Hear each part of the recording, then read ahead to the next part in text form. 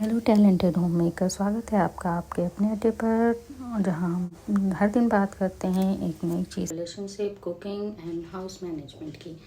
तो आइए आज मैं आपको बताऊंगी कि शादी के बाद अपना रिलेशनशिप कैसे मजबूत बनाएं। तो सबसे पहले दोस्तों, बहुत ज़्यादा एक्सपेक्टेशन मत रखें। Don't keep over expectation. ज़्यादातर हस्बैंड अपने काम को बहुत महत्व देते हैं। वो यह भी चाहते हैं कि दुनिया भर की खुशियाँ लाकर आपकी झोली में रख दें, और इसके लिए वो बहुत कड़ी मेहनत करते हैं। प्लीज़ उनकी इस सोच की इज़्ज़त करिए, और हमेशा टाइम नहीं देते हो का रोना मत रोइए। मैं आपको सच बताऊं, मेरी जब सेकंड डिलीवरी होनी थी तो मेरे हस्बैंड ऑपरेशन थिएटर में मेरे जाने के बाद आए। तब भी मेरे हस्बैंड वहाँ नहीं प्रेजेंट थे, क्योंकि वो एक ज़रूरी मीटिंग ले रहे थे। आप लोगों की तरह ही मुझे भी बहुत गुस्सा आया, लेकिन फिर भी मैं चुप रही। दूसरा है पॉइंट कि इन-लॉज़ के साथ अपने रिलेशनशिप को स्ट्रॉन्ग बनाएं। हमारे देश में सच ही बोलते हैं कि शादी दो लोगों के बीच नहीं, दो परिवारों के बीच होती है, और इसकी शुरुआत पहले हम औरतों को करनी होती है, हम गर्ल्स को करनी होती है। और सच मानिए, मैं अपने एक्सपीरियंस से बता रही हूँ, आप शुरुआत तो करिए, बदले में आपको दुगुना तिगुना चौगुना ही मिलेगा।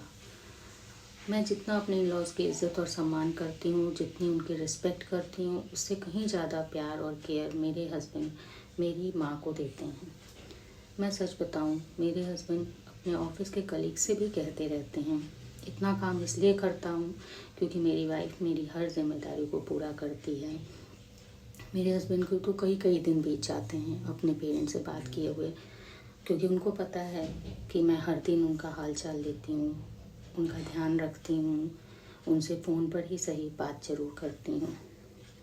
तीसरा पॉइंट मैं रखना चाहूँगी, घर पर हर बात में टोका टाकी ना करें। एक बात तो एकदम सही, मैं आपको सच बताऊँ तो हर वक्त टोका टाकी करने से भी प्यार कम होता है। जैसे आप अपने हस्बैंड को कि कितनी भी केयर करें, उन्हें कितना भी प्यार करें, बट फिर भी अगर आप हर वक्त टोका टाकी करती हैं, जैसे डॉक्टर को दिखा लो, सेहत का ध्यान रखो, ये मत खाओ, वहाँ मत जाओ, मोटे हो रहे हो, एक्सरसाइज करो, ये सब चीज़ें हस्बैंड को बिल्कुल भी पसंद नहीं आती हैं। उनको लगता है जैसे उनके ऊपर कोई डिक्टेटरशिप कर रहा हो, तो ये ना करें। चौथा पॉइंट है, टैलेंटेड हाउसवाइफ बने और रिश्ते मजबूत करें। यह सच ही कहा गया कि हस्बैंड के दिल का रास्ता पेट से ऊपर जाता है। मैं खुद एक हॉस्टलर थी, तो मुझे तो खाने पीने के बारे में ABCD भी नहीं पता था। तो मैंने शादी के बाद, और मेरे हस्बैंड बहुत फूड लवर हैं, बहुत ज़्यादा फूडी हैं वो, तो मैंने शादी के बाद अपनी मदर इन लॉ से कुकिंग सीखी, जो कि खाना बहुत अच्छा बनाती हैं, और आज के डेट में मैं भी एक्सपर्ट हो गई हूँ, मैं भी अच्छी कुकिंग करती हूँ। इसके अलावा बच्चों की देख रेख और हाउस मैनेजमेंट भी मैंने अच्छी तरह से सीखा, और इसलिए मेरे हस्बैंड मेरी तारीफ़ करते नहीं थकते हैं। आप भी करके देखें, फ़ायदा ज़रूर होगा। पांचवा पॉइंट है, कभी भी पैसों को अपने रिश्तों के बीच में मत आने दें। शादी के बाद हम एकदम से नए परिवेश में आते हैं। मैं और मेरे हस्बैंड ने अपनी लाइफ ज़ीरो से शुरू की थी।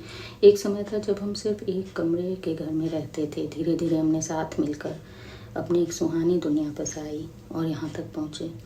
सच ही कहते हैं, जहाँ आपसी अनबन कम हो वहीं लक्ष्मी का वास होता है।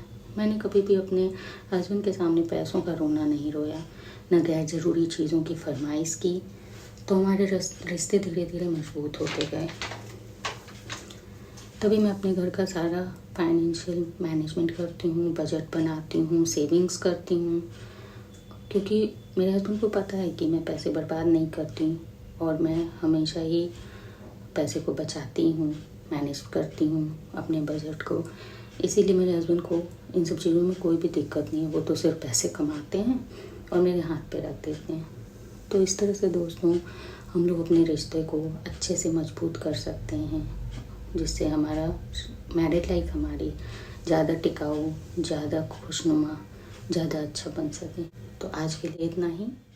तो अगली बार फिर से मिलेंगे एक नए टैलेंट के साथ। तब तक के लिए बाय।